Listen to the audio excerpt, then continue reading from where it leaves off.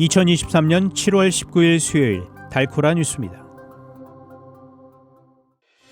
텍사스주 리오그란데 강 국경에서 미립국자들을 막기 위해 주 당국이 비인도적 명령을 했다는 폭로가 나왔습니다. 취업 이민으로 영주권을 취득한 뒤 곧바로 일을 그만두거나 기록이 없는 경우 시민권 신청이 거부되는 사례가 발생하고 있습니다. 지구촌이 이상기후로 몸살을 앓고 있습니다. 거대 헬스케어 기업 존슨앤존슨이 자사 베이비 파우더의 발암 논란을 둘러싼 소송에서 패했습니다.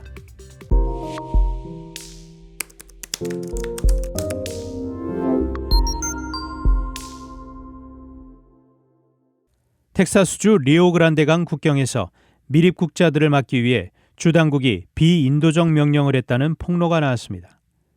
18일 CNN에 따르면 리오그란데강 경비대의 한 군의관은 주 공공안전부 DPS에 보낸 이메일에서 사람들이 다시 멕시코에 가도록 물속에 밀어 넣으라는 지시를 받았다고 밝혔습니다.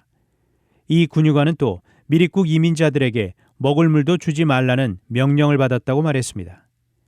이 이메일은 이 장교가 군의관으로 근무한 지난달 24일부터 이달 1일까지 주간에 있었던 사건과 우려사항을 보고한 내용입니다. 이 군의관은 우리가 인도주의적 측면에서 선을 넘었다고 본다며 하나님의 눈으로 올바르게 운영할 필요가 있다고 말했습니다. 취업 이민으로 영주권을 취득한 뒤 곧바로 일을 그만두거나 기록이 없는 경우 시민권 신청이 거부되는 사례가 발생하고 있습니다. 이민서비스국 USCIS가 시민권 신청자의 관련 서류를 검토하는 과정에서 영주권 취득 절차나 증빙 서류를 까다롭게 심사하고 있기 때문입니다.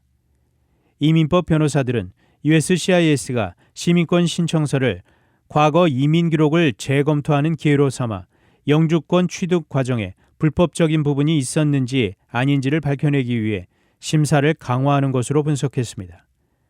실제 취업 이민자와 관련해 시민권 신청 거절이 속출하는 추세는 USCIS가 영주권 취득 과정의 심사를 강화하고 있는 것과도 맞물려 있습니다. USCIS에 따르면 지난 6월 한 달간 전국에서는 총 42,211건의 영주권 신청서가 승인됐고 거부건은 총 5,426건이었습니다. 신청서 대비 12%가 거부됐습니다. 지구촌이 이상기후로 몸살을 앓고 있습니다. 유럽연합 기후변화 감시기구는 올 7월 첫째 주 지구 평균 기온이 같은 기간 중 역대 최고를 기록했다고 밝혔습니다. 또 미 기상청 자료에 따르면 지난 16일 오후 12시 30분 이란 남서부 해안의 페르시아 걸프 국제공항에서는 체감온도가 섭씨 67도까지 올랐습니다. 이는 인간이 버틸 수 있는 한계를 넘어 목숨이 위태로운 수준입니다.